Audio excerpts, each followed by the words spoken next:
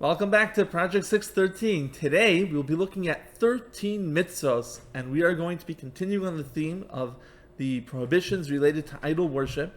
We will see the extent that the Torah goes to distance us from heretical ideas and practices. So the first mitzvah for today is that it's forbidden to erect a monument, which the purpose of this monument would be to gather around it to worship, even if you are not worshiping the monument, but you are worshiping Hashem. This is because that was the custom of the idol worshippers. Our second mitzvah for today is that it's forbidden to kneel on a stone. Again, even if the purpose is to serve Hashem, as that was the custom of the idol worshippers. They would carve out these beautiful decorative stones which would be used to kneel before their foreign gods. It is forbidden to plant a tree near the altar in the Beis HaMikdash in the temple, as again, that was the custom of the idol worshippers, to plant trees in their places of worship.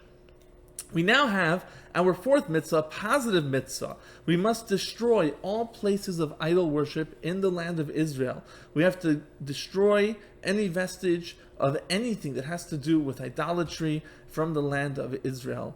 Mitzvah number 5 is that you cannot benefit from idolatry. If something was used to serve an idol, it cannot be used even after that has been completed by us. For example, if a tree was served as an idol or used as part of the worship of an idol, even after it's cut down, you cannot go ahead and use that in your own home for firewood. The sixth mitzvah is that you cannot even benefit from the decorations on the idolatrous gods or items.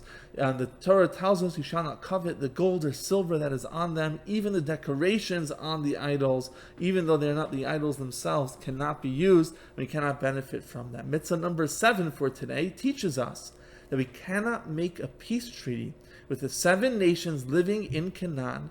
Those were 7 nations which were idolatrous nations. And this prohibition also includes any nation that is idolatrous, unless, of course, they agree to abandon their pagan ways. Mitzvah number 8 teaches us that we cannot show kindness to idol worshippers. We cannot say, oh, look how beautiful this idolatrous location is, or look how handsome or this idol worshipper is. We shall not show any kindness or praise them in any way. Mitzvah number 9 for today tells us that it is forbidden to allow an idol worshipper to dwell in the land of Israel. And the reason for this is that it helps us distance ourselves from them so that we don't learn from their ways. And included in this prohibition is renting or selling a home in the Holy Land of Israel to someone which worships idols. An idol worshiper is forbidden to rent or sell a home to them. Mitzvah number 10 tells us that a Jew cannot behave like the pagan nations, which means that even if that behavior is not related to idolatry. For example, if a certain nation had a certain dress code, they behaved a certain way, they had a certain uniform, certain type of clothing, we cannot wear the clothing that they wear. We cannot be similar or go in the ways of the pagan nations, even if it is not related to the idolatry itself. Mitzvah number 11 tells us we cannot follow the ways of a menachesh. A menachesh is someone who would believe in superstitious items. For example, if a stick fell down, oh, that's a bad sign, I'm going to have a bad day today. It's a bad omen for what's to come. We cannot follow in these ways. Mitzvah number 12, we cannot engage in kosem. Kosem is a soothsayer. This refers to the methods that the psychics would use to predict the future. They would use educated guesses, and many times they may have been right, and they may have had different methods that they would use, and engaging in this practice is strictly forbidden.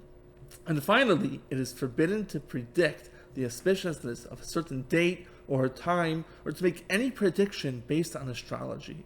And included in this prohibition is sleight of hand, making people believe that you have superpowers through doing certain magical tricks. There are many more details about all of these mitzvos, and we look forward to sharing more information over the next few days. Thank you for watching, and see you tomorrow.